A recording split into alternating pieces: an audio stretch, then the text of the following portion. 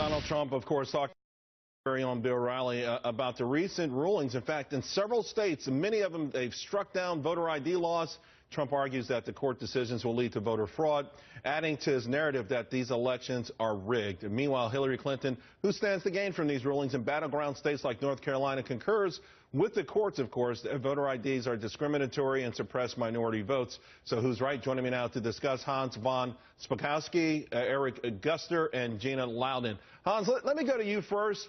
I'm somewhat surprised at all of these decisions, one after another, and certainly in key states.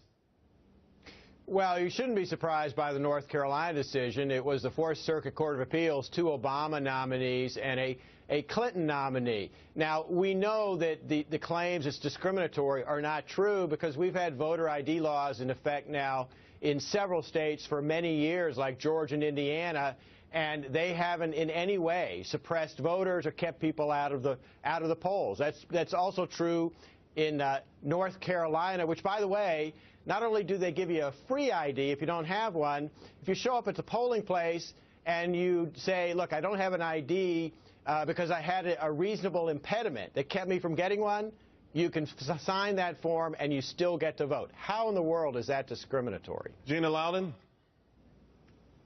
Yeah, well, it is only discriminatory, as Hans said, on the side of the Democrats who are wholesale against any sort of voter ID. That is a very racist idea. They actually stated, as Hans says in the Wall Street Journal, that they need this for blacks because blacks are less sophisticated. I can't imagine such racist language resonating with black voters out there. Why would you want to vote Democrat if that's what your own party leaders think of you? And this sophisticated effort on the part of George Soros to steal the presidential election in 2008 when he started the Secretary of State's project that has resulted in 0 dissent of any Democrat Secretary of State in the country who wants voter integrity.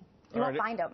Eric, what are your thoughts, Eric? I mean, to a degree, you have to say, golly, you know, voters ID. We need ID for everything. When I forget my ID to come to this building, I cry. I need it all day long. I mean, to vote. Why shouldn't something be?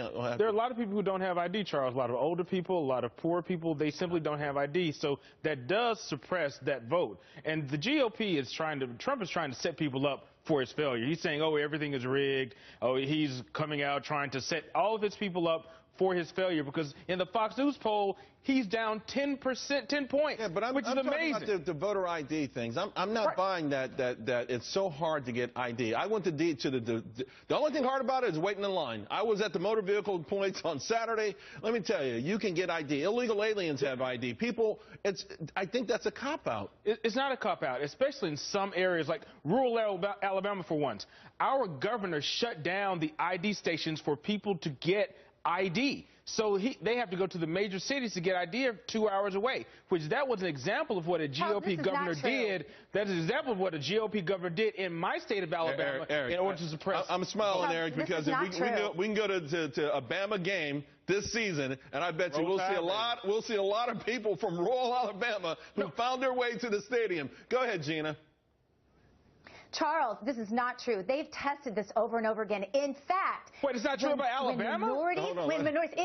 When minorities, first of all, they'll bring it to you. So that doesn't even make sense. They've offered in every state to bring whatever is needed, including the ballots, to these people. So that's just, it's a non-argument. But more importantly, that is true, but more importantly than that, in Texas and North Carolina, when this was tested, black votership just actually increased. So it's your arguments, they are nonsensical, they're not true. This is all about trying to steal an election, and Eric, you know that. And let me bring in Hans on that, because you know what?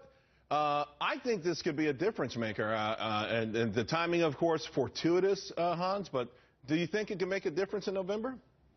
Well, it could, because, look, unfortunately, there are a lot of states in this country where it's easy to commit fraud and it's easy to get away with it. And these cases, unfortunately, which were intended to try to improve the integrity of the election process, are doing the exact opposite.